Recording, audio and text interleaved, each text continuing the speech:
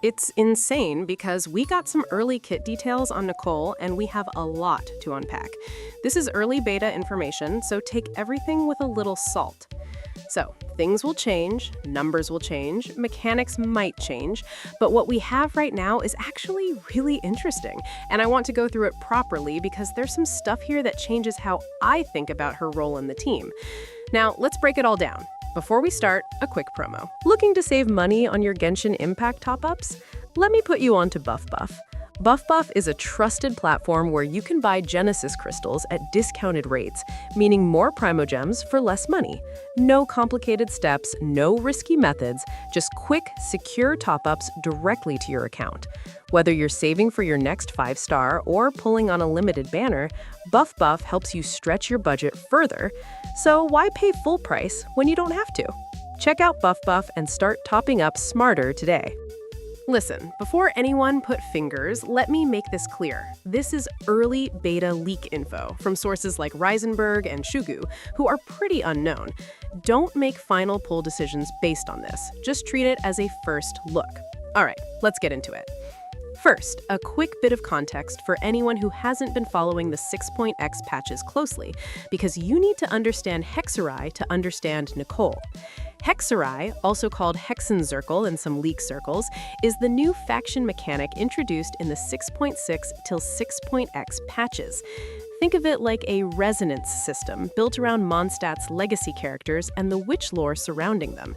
When you have 2 or more Hexerai characters in your team, certain characters get what are called secret right buffs, extra team-wide bonuses that activate because of that combination. Characters like Venti, Klee, Albedo, Razor, older Mondstadt units benefit from the system, and Nicole Reen is being set up as one of the core new Hexerai supports, the character you slot in to make the whole thing work. She's the glue.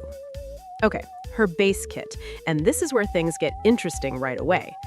Her personal damage scaling is intentionally weak, around 80% ATK scaling on her off-field damage, which sounds terrible, but it's clearly deliberate.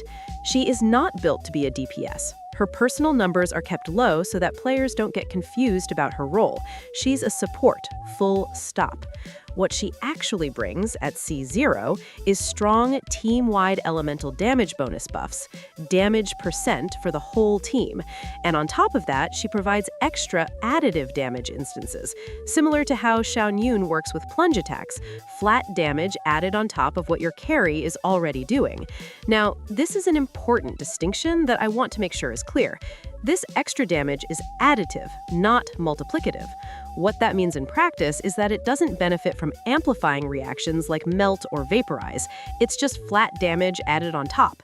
So if you were hoping she'd turbocharge a reaction-heavy team, that's not quite how it works. She buffs through damage percent and flat damage, not through reaction multipliers. And I'll be honest, when I first read this, I wasn't sure how to feel. Additive damage that doesn't scale with reactions? Felt a little limiting on the surface, but then I thought about it more, and actually, it makes sense. She's designed to be flexible across different team types, not locked into one specific reaction. The additive damage is consistent regardless of what your carry is doing. Let's talk about how the extra damage actually works, because there are some specific mechanics here worth understanding. It has a hit limit and a trigger interval, meaning it won't just spam infinitely if you have a fast attacker. There's a cooldown on how often it procs. This is standard for coordinated attack style mechanics in Genshin, so nothing unusual there. What is interesting is that this extra damage scales with your on-field carry's own crit rate and crit damage, not Nicole's stats, your DPS's stats. So the better your carry's crit build, the harder Nicole's additional hits land. That's a really nice design choice because it naturally rewards investing in your main DPS rather than creating awkward stat conflicts. Now, I just want to quickly mention about my Discord server, which is live right now, and I post quick promo codes and some last-minute leaks on it freely, so do consider joining. Now, the downside, as I mentioned, is no amplifying reaction benefit. Melt, vaporize, overloaded, none of those will affect her additive damage. So players running heavy reaction teams should keep that in mind. She's more of a raw damage amplifier than a reaction enabler. Now, the constellations, because this is where I think Nicole gets really interesting. C1 improves the additive damage output, more instances or stronger scaling. The exact details are still a bit vague at this stage, but it's a direct personal power spike. C2 is the one that caught my attention. 20% res shred. Enemy resistance reduction is one of the strongest buff types in Genshin because it applies to all damage your team deals. At C2, Nicole starts to feel a lot like a premium support. This is the constellation I'd personally consider a meaningful stopping point if you're thinking about going beyond C0. C4 is described as not very impressive. Pretty standard filler constellation territory. Nothing exciting there. C6 adds 20% def shred on top of everything else. Def shred and res shred together at C2 and C6 is a really powerful combination. At C6, Nicole is clearly designed to be an exceptional support, but C0 is already looking solid, and C2 is where the value starts jumping significantly. One thing worth noting, there are no mentions of crit rate or crit damage buffs in her kit at this stage, which is a little surprising given how buff-oriented she is. But maybe Hoyo is keeping her buffs focused on damage percent and shred rather than crit stats specifically. Now, let's talk about the restrictions, because every Hexerai character has some. The core requirement is 2 Hexerai characters in your team for full power. That's standard, same as it's been for every Hexerai unit so far. There's apparently another condition mentioned by the leaker as well, but they specifically say it's not very impactful, so I wouldn't stress about it too much. What I find genuinely reassuring is the source's opinion that Nicole is the least restrictive Hexerai unit so far, meaning she works better outside of a strict Hexerai composition than other units in the system do. If you don't have 2 Hexerai characters to pair her with, non-Hexerai keymates still get roughly a third of her full buffs. That's not nothing. So you're not completely locked into building a full Hexerai squad around her. You can slot her into different team types and still get value. That flexibility is actually a big deal when you're thinking about long-term usability across different content. There's also a new artifact set associated with the Hexerai system. The community is calling it Brave right now, probably a translation thing. The important note is that it's not stackable, meaning 2 characters running the same 4-piece won't double up on the bonuses. Standard Genshin rule, but worth knowing when planning your team.